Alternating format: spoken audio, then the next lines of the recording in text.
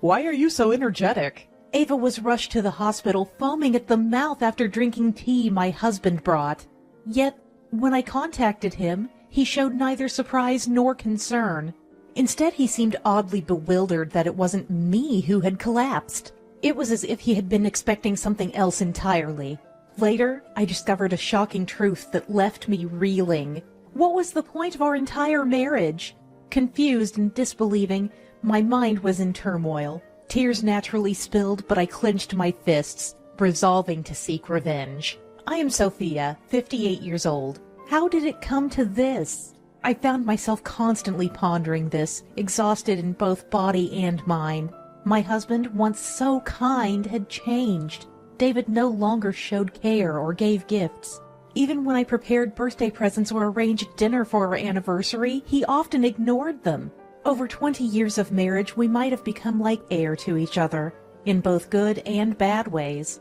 There was no point in expecting anything from my husband anymore. I couldn't help feeling neglected and troubled. After our daughter married and left home 5 years ago, even birthday wishes from my husband ceased. But no matter how old I got, I felt a certain loneliness in our relationship. Before I knew it, my husband, working in a sales company, was 59. He used to be away often for work trips, but soon he would no longer be climbing the career ladder and we'd have more time together. Hey, how about going to a nearby cafe this weekend? I've just wrapped up a busy period at work and could use a change of scenery. I worked for a food manufacturer and hadn't seen much of my husband due to constant overtime, but that day seemed promising for spending time together. However, my husband didn't even look up from his newspaper. Why do we have to do that? Let me be on my days off. No, the truth is, we've stopped talking as a couple lately, haven't we? I thought maybe a change of scenery could spark some conversation. I revealed my true feelings, longing for him to understand my loneliness. What are you talking about? He slammed the newspaper on the table, visibly irritated. We're not newlyweds. Act your age. But I mean... My colleagues Olivia and her husband never go out either. They just text everything on their phones. I knew Olivia personally and was quite familiar with her. She's also 59, just like my husband, and we got married around the same time. She's beautiful and much more feminine than I ever was. My husband often compared me to her. You should be more attentive to your surroundings, like her. I had been continuously told that. Even Olivia doesn't talk much to her husband, so it's no wonder for someone like me. The loneliness never faded, but I convinced myself that maybe he was right after being told so by my husband. Since then, I tried to believe that maybe that's just how marriages are, and stopped thinking too deeply about it. This was 2 months before my birthday. Time passed, and on my 58th birthday, I managed to finish work early and got home before 5 p.m. I was expecting to spend it alone again anyway. At that time, my husband seemed busy with work, returning home after midnight and heading straight to bed every day, so I want to celebrate my birthday together, I never brought up the courage to say. While I was preparing to celebrate alone with shortcake I bought myself, he unexpectedly came home carrying a department store bag. Here, this is for you. When I opened the box he handed me, inside was a luxury brand necklace I had never worn before. It's your birthday today, right? How is it? Do you like it? I'm so happy, thank you. As I replied with a beaming smile, he scratched his head as if he was shy. He also brought some premium tea and sweets. I've been thankful to Sophia all along, but just couldn't express it openly. Please take this as my feelings. You... I had resigned myself to the idea that our marriage had become conversationless and indifferent. However, this surprise revealed his love for me, filling my heart and soul with warmth. Before I knew it, tears were naturally rolling down my face. I'm so happy. Try it on. I wiped my tears, put on the necklace, and checked the look in the mirror. My husband watched me with a smile. It was a moment I felt truly grateful to be married to him. But then he suddenly took out a suitcase from the closet. I hate to say this on such a day, but I have to go on a week-long business trip. Apparently, get ready immediately and leave right away, he said, while packing. I'm sorry we can't celebrate properly. He kept apologizing, but work is work after all. I was disappointed, but I sent him off with a smile. By the way, that tea, don't mind me and finish it all, Sophia. According to the salesperson, it was a special kind of tea leaf that should be consumed within half a day after opening. Sorry, I had to open the package in the store to check the smell. Well, I have to go now. Leaving just those words behind, he dashed out the door. Left alone, I savored my husband David's kindness. About 30 minutes after David left, the doorbell rang. I was in the neighborhood for an errand and thought I'd drop by. My 84-year-old mother-in-law Ava often visited our house unexpectedly like this. But our relationship was good and I always enjoyed our talks, so I always welcomed her visits. It's a shame to drink such fine tea alone. Let Ava enjoy it too. I prepared a cup for her and set out some sweets to entertain her. Just then a courier arrived. Seeing it was a frozen item, I asked Ava, "Please go ahead and start without me," and began to open the package. But it took me longer than expected to organize the freezer. Finally, after sorting it out, I was able to join her for tea. That's when I saw something I never expected. "Ava, stay with me, please!" Ava suddenly collapsed, foaming at the mouth. She quickly became limp, unresponsive to my calls. Her face turned pale and she closed her eyes. "I'm calling an ambulance right now!" 15 minutes later, the paramedics arrived and Ava was rushed to the hospital. Unable to reach my husband, I didn't know what to do and just prayed. Thanks to the doctors' and nurses' efforts, Ava survived. It seemed she might have ingested something harmful, but Ava, regaining consciousness during treatment, couldn't recall eating or drinking anything unusual. Fortunately, she was doing well and could be discharged soon, but she was kept overnight for observation due to her age. "Hello, David? Finally got through to you. There's been a terrible situation here. Apparently something in the food had a strange component and Ava had to be hospitalized." While doing paperwork at the hospital, I called my husband. I imagined he would be worried, but his response was nothing like I expected. What? Why are you okay? Confused by his words, I asked for clarification. "What do you mean by that?" Well, as long as you're fine, Sophia, take care of Mom, okay? He quickly hung up, as if trying to cover something up. It sounded almost like he wished I had been the one to fall ill. Hoping it was just a misunderstanding, I headed to Ava's room. Yet, in the midst of casual conversation with Ava, a startling truth confronted me. "What do you mean?" As I pieced it together in my mind, I began to suspect my husband. I decided to confirm my suspicions one by one. It's over, isn't it? Realizing my husband's betrayal, I prepared myself for our separation. However, I couldn't let it end like this. I was firmly determined to make him suffer the same agony as Ava did. A week later, my husband returned from his overnight business trip. "Welcome back. You must be tired. Have this and relax." I took his bag at the entrance and offered him a warm cup. He started drinking noisily. "How's it taste?" It's just like the usual tea." I peered at his face, which seemed normal. "Strange, isn't it? That was the luxury tea you gave me for my birthday."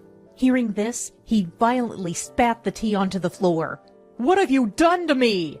He rushed to the kitchen, drinking water and trying to induce vomiting, panicked. "I'm done for!" Sweating and looking sickly pale, he begged. "Call an ambulance!" He asked for help, but as I silently watched, he tried to call himself.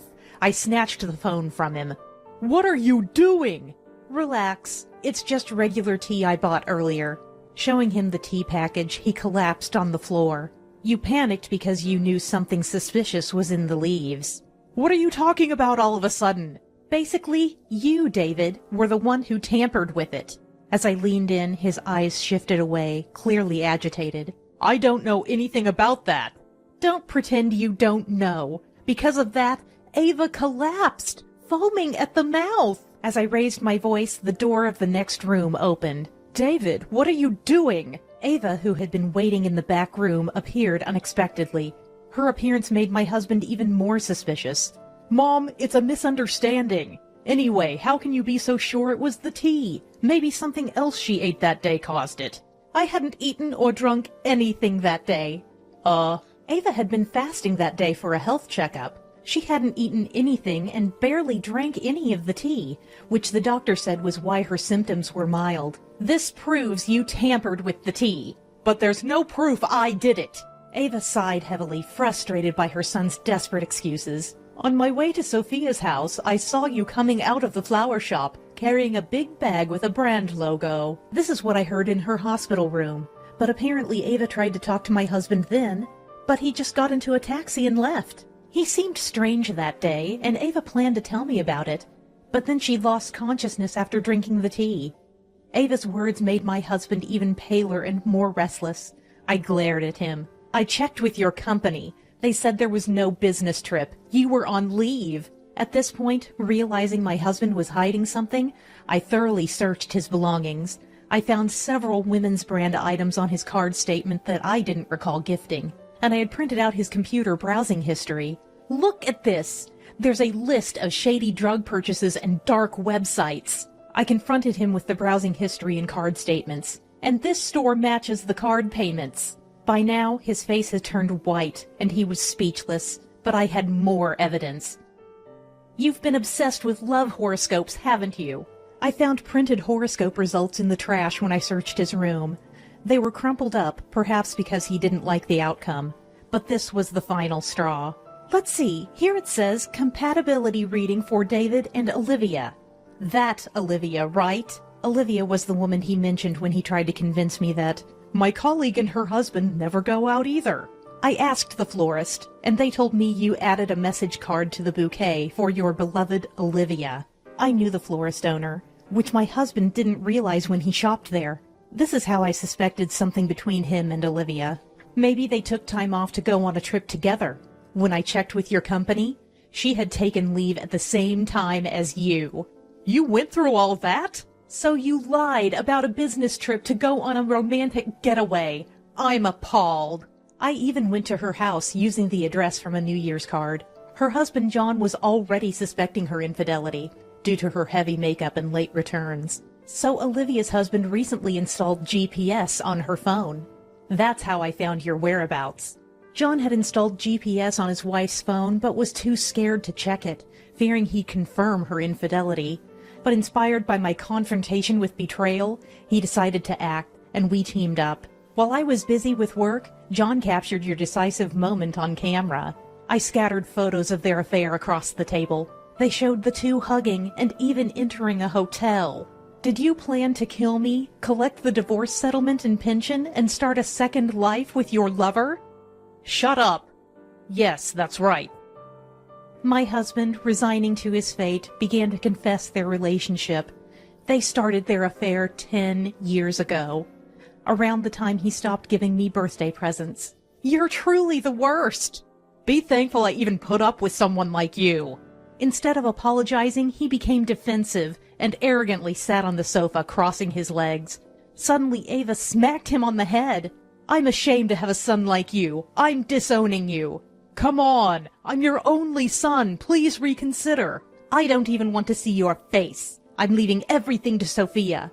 Are you serious? Abandoned by his mother, he started to tear up. Sophia, look, I'm sorry. Can we start over? No way! You've been betraying me for 10 years. I firmly rejected any sympathy for David. We're getting a divorce, and I'll be claiming a hefty settlement. I apologized. Isn't that enough?